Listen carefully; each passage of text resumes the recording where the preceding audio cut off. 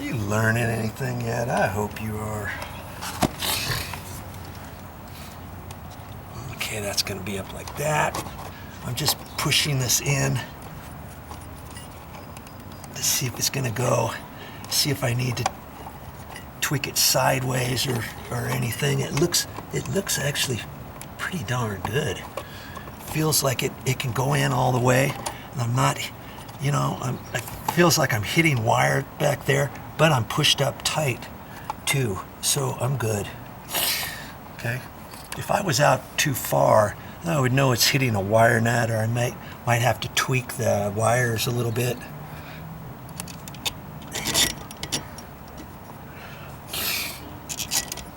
Okay, that's just going back to that other box.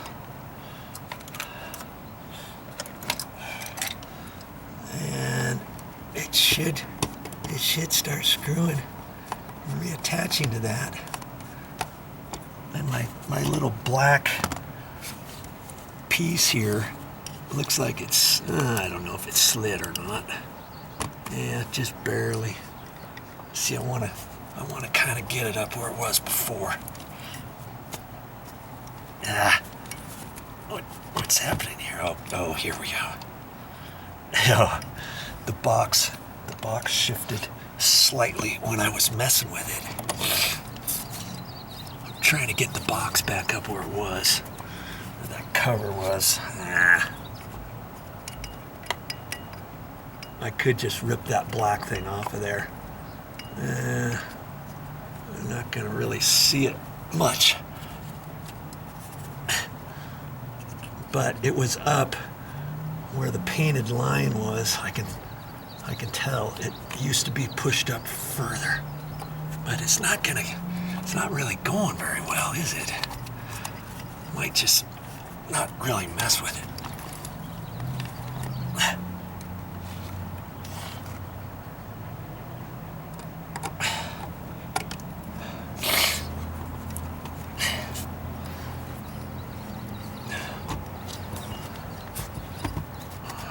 What's the deal, yo?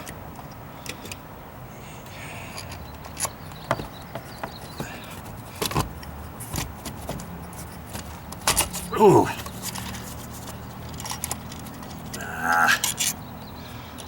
What happened there? Oh, it twisted on the little cover. That's what happened. Okay.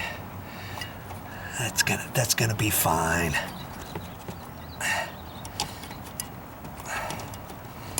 That's where it was. I think when I disconnected it, the wire or the junction box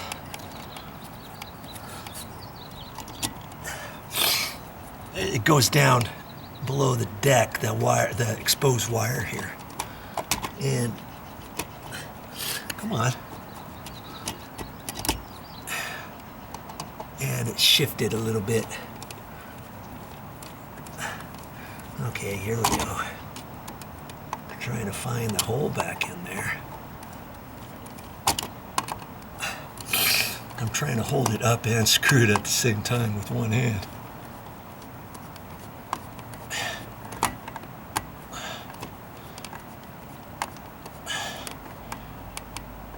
What happened there?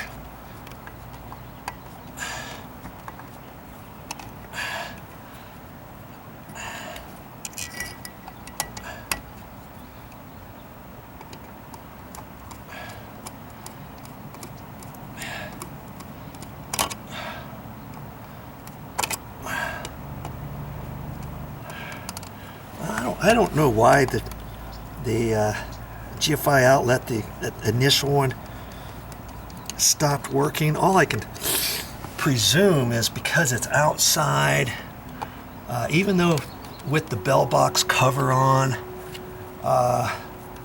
you know, it lasted 15 years and it could have gotten some moisture in it once upon a time, right? Okay. Now, this thing is not going to set or reset or test until I turn the power on, right? It just doesn't do that.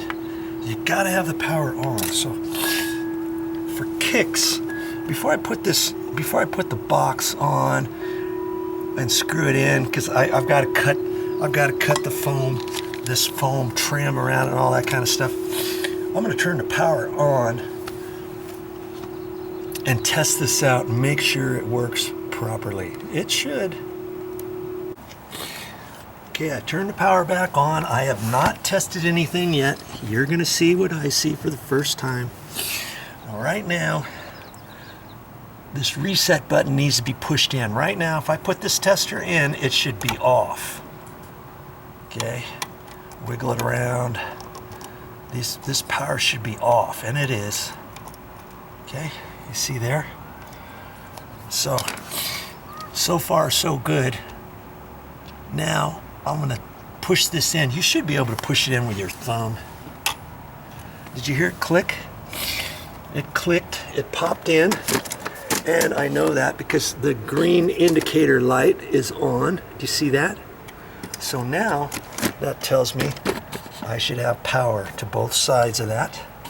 We're going to test it here. See my orange light's on there.